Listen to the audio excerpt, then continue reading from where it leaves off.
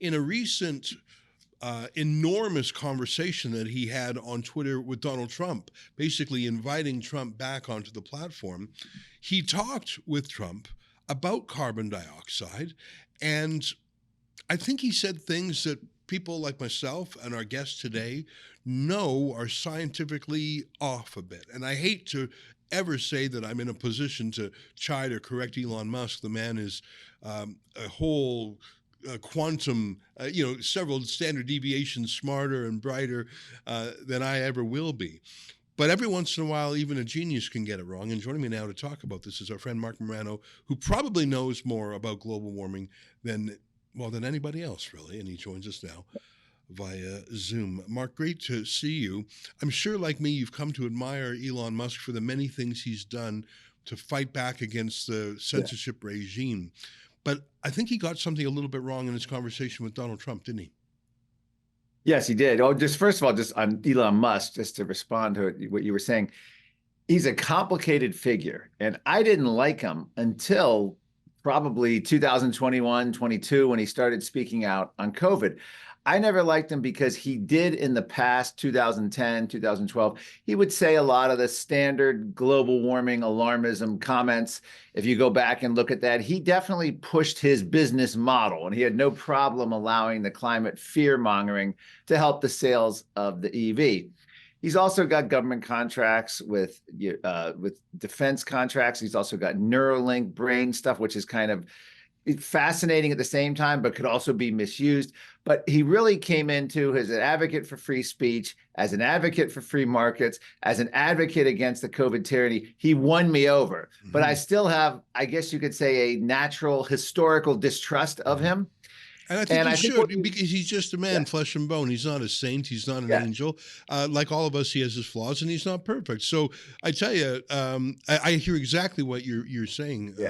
Keep going. I interrupted.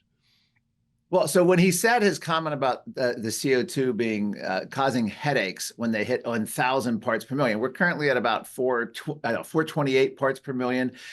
And he's worried that if we get up to 3,000 parts per million, people are going to start having headaches. It's going to be bad for public health. And he even at one point when he also advocates currently for a carbon tax, which is kind of bizarre. But I think what he does here, he's got an increasingly larger foot in team reality. And I mean team reality when it comes to COVID, free speech, transgenderism, against the Great Reset.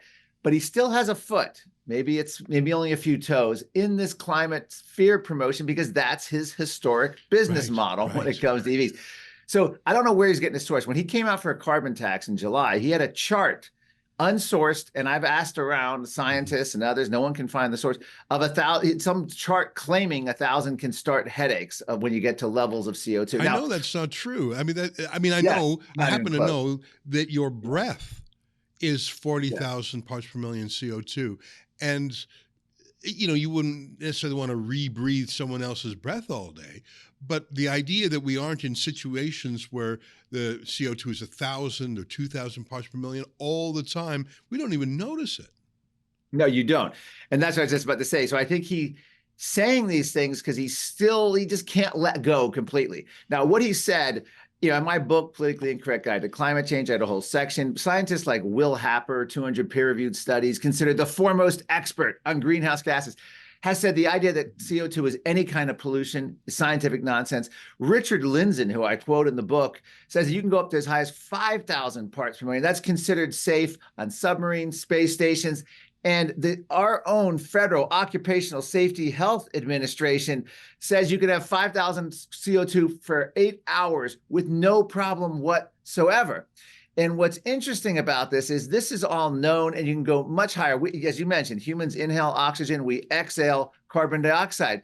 What's fascinating about this, if you go back to COVID, those people who wore masks during COVID, and I just had to cite this study. This is from British Medical Journal, but it's about infectious diseases, talking about carbon dioxide increases with face masks, and the concentrations with a mask, a KN95 mask, when you're breathing, CO2 concentrations of up to 26,000 parts per million. So anyone out there, and they're usually the same people, worried about carbon dioxide and telling you to wear a mask for a virus, you are putting up almost 30,000 parts per million in your breath when you're walking around with that mask on, because you're inhaling your exhale, to put it mildly. And it gets even deeper. There's actually even more deep analysis of this. And if you go to Climate Depot, I get into it. I don't want to go into all of it right now, but essentially, it's a sign. The more CO2 in the air is usually a good sign, because it means you have the air is ventilating and you're moving. The higher the CO2 in an indoor air quality is an indication that you need better ventilation, but it's not the CO2 that's causing problems. It's other things in the air that we're breathing in. And this is, again, acknowledged by the federal government, acknowledged by science journals, acknowledged by climate scientists. It's not in dispute. Even the climate alarmists don't make this claim. So I don't know where Elon Musk got this stat from on headaches and 1,000. But when it happened, we had a geologist who was at a school conference, and he did a meter. He actually had a portable meter in his briefcase.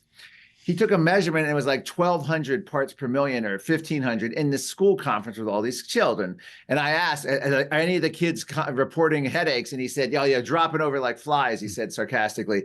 But there's just no there. And that was a bizarre thing for Elon Musk to say. But I do think it's because not only his business model, but I still think he's surrounded. Like some of the people who work for Twitter are from the World Economic Forum. So he's probably aware that he's got to have at least, if not a whole foot in the climate promotion of the climate crisis, he's got to have at least many toes into it. And I think that's where this 1,000 parts per million science-free claim from Elon Musk occurred.